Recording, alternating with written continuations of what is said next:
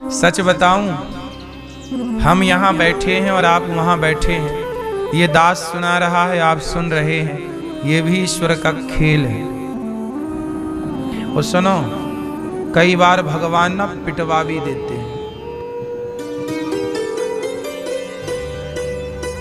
माधव दास जी को पिटवा दिया इन्होंने, ये बैठे हैं। किसे पिटवा दिया? माधव दास जी नाम के भक्त थे जगन्नाथ जी में। ये बड़े मजे लेते रहते हैं। सम्मान मिले तो कृपा समझिएगा, और अपमान मिले तो भी कृपा। इसका उदाहरण दे रहा हूं, सुनो। माधव दास जी नाम के एक भक्त थे जगन्नाथ जी, बड़े भक्त थे।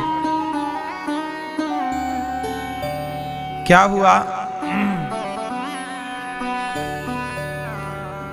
कटहल पक चुका था। कटहल समझते हैं? बिहार में और कुछ जगह पका, जैसे आप लोग कटहल की सब्जी खाते हो, ऐसे कुछ जगह पका हुआ कटहल खाया जाता है। कटहल जब पक जाता है ना, अच्छी खुशबू आती है उसमें, और पका हुआ कटहल का गूदा खाया जाता है। तो जगन्नाथ जी बोले कि कटहल की खुशबू आ रही है। वो कटहल पक चुके थे, और जो वहां के राजा थे ना, उनका कटहल का बगीचा था। तो भगवान माधव दास जी से बोले कि चलो कटहल खाने चलते हैं। तो भगवान माधव दास जी बोले, प्रभु सवेरा होने दो, सवेरे अपन चलेंगे। पर आपका तो राजा चेला है, पूरा बगीचा आपका है, जितना बोलोगे सवेरे भोग लग जाएगा कटहल का। भगवान बोले नहीं नहीं, हमें तो अभी चलना है। तो माधव दास जी बोले ठीक है, फिर आपका मन है तो चलो।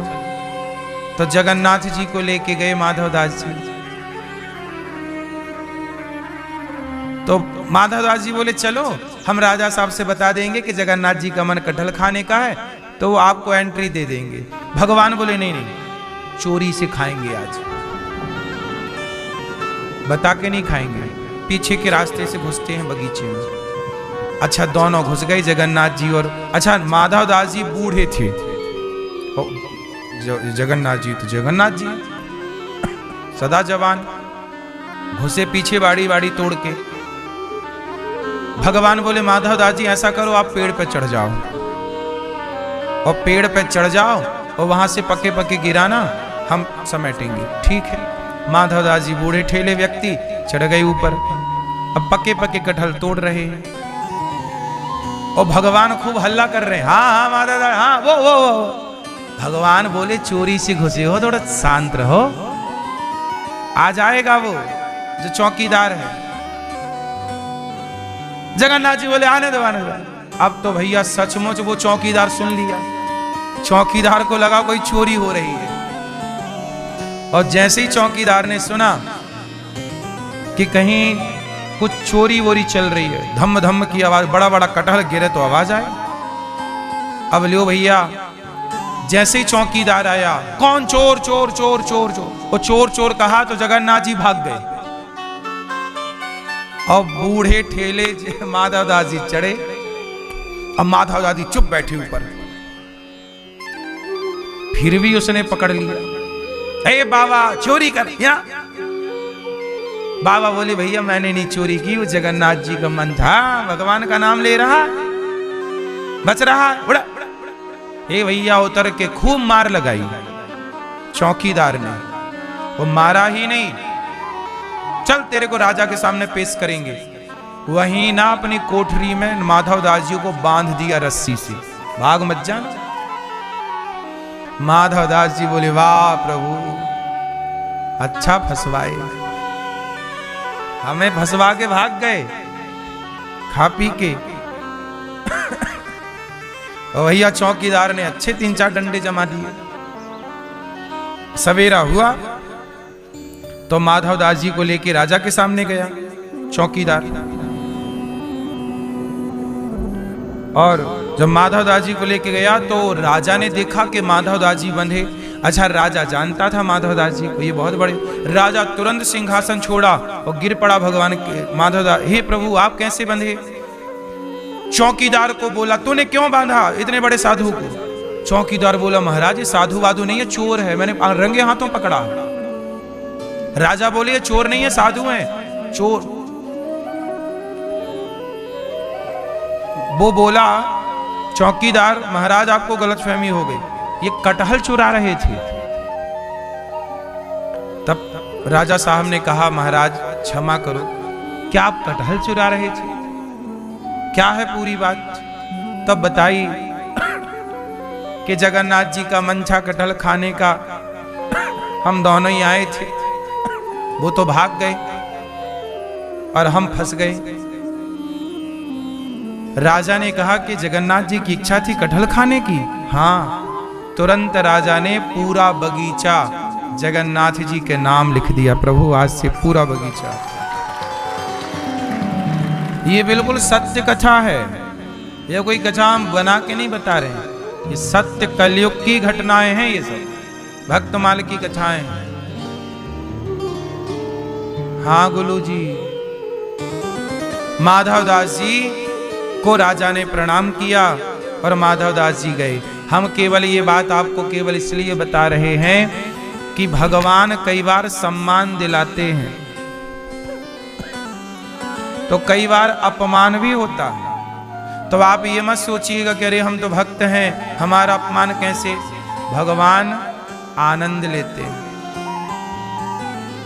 कई बार आपने देखा होगा छोटे बच्चों को हंसाया जाता है, वो हंसते हैं ना तो माँ बाप लोग बड़ा आनंद लेते हैं। वो कई बार ना कुछ बच्चों को रुला के लोग आनंद लेते हैं। बोलो हाँ, चिटकोटी काट देंगे बच्चा रोएगा, उसे चिढ़ाएंगे बच्चा रोएगा, तो वो रोता है ना तो भी कुछ लोग आनंद लेते हैं कि भाई बच्चा, चिढ़ाते हैं। बोलो हाँ, तो बच्चे हंसते हैं, हंसने में भी सुख लेते हैं माँ बाप, बच्चे रोते हैं रोने का भी सुख लेते हैं माँ बाप। ऐसे भक्त के हंसने, भक्त के रोने का, दोनों का सुख भगवान लेते हैं। इसलिए सम्मान मिल जाए तो कृपा, अपमान मिल जाए तो कृपा, जीवन मिले तो कृपा, मृत्यु मिले तो कृपा, यश मिले तो कृपा, अपयश मिले तो कृपा, हानि मिले तो कृपा, लाभ मिले तो कृपा। जो हर परिस्थिति में कृपा का अनुभव करता है वही भक्त होता है। वही भक्त की परिभाषा, सीधी परिभाषा है भक्त की, जो हर परिस्थिति में कृपा का दर्शन करे, जो शिकायत ना हो। अब माधवदास जी ने शिकायत थोड़ी की कि आपने पिटवा दिया। और ये कथा केवल माधवदास जी की नहीं, कितने भक्त हैं जिनकी खूब पिटाई हुई, नहीं हुई। और की तो छोड़ो, विभीषण की पिटाई हो गई, रावण ने जमाया लात। अच्छा, विभीषण को लात सही मारा कि गलत मारा रावण ने? हैं? क्यों? ठीक पड़े कि नहीं? ठीक पड़े विभीषण को। क्यों? क्योंकि बिना लात खाए ये राम की शरण में जाते ही नहीं। कुछ लोग ठोकर खा के ही ठाकुर की शरण में आते हैं। ठोकर ना लगती तो विभीषण राम के पास नहीं आते। अच्छा, रावण बहुत समझदार है। रावण जान गया कि लंका आगे यही संभालेगा विभीषण, क्योंकि हम तो सब लड़ मर के चले जाएंगे, मोक्ष पालेंगे ना राम के हाथों। विभीषण बार बार रावण डांट रहा है, अपमानित कर रहा, जलील कर रहा, पर विभीषण जा ही नहीं रहे। विभीषण का भी लगाव लंका में था, अटैचमेंट तो था ही। वरना हनुमान जी जब आए थे समझाने तभी चले जाते कि हनुमान जी हमें भी ले चलो। नहीं नहीं, हम नहीं जाएंगे अभी, तो मना कर दिया। रावण बोला कि भाई ये तो जा ही नहीं रहा, कैसे जाएगा? तो बोले बातों से नहीं जा रहा है, लातों से जाएगा। तब रावण ने एक लात जमाई। और विभीषण जब लात खाए तब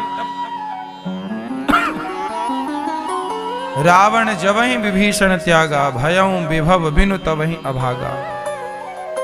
अस कही चला विभीषण जबहि, आयुहीन भय सब तबहि, साधु अवज्ञा तुरत भवानी। रावण ने लात मारा, ये तो विभीषण के लिए भलाई थी, पर रावण के लिए नुकसान हो गया। रावण उसी क्षण अभागी हो गया जब उसने एक भक्त का अपमान कर दिया। सही है। हम आपको ये सारी बातें सिर्फ इसलिए बता रहे हैं कि अपमान भी आएगा, गालियां भी आएंगी। आप साधु हो, भक्त हो, इसका मतलब ये नहीं कि आपका केवल सम्मान होगा। अपमान सह सकते हो क्या? यदि अपमान सह सकते हो तो ही आप ईश्वर के रास्ते पर चलना, क्योंकि आप सह नहीं सकते ना तो रह नहीं सकते।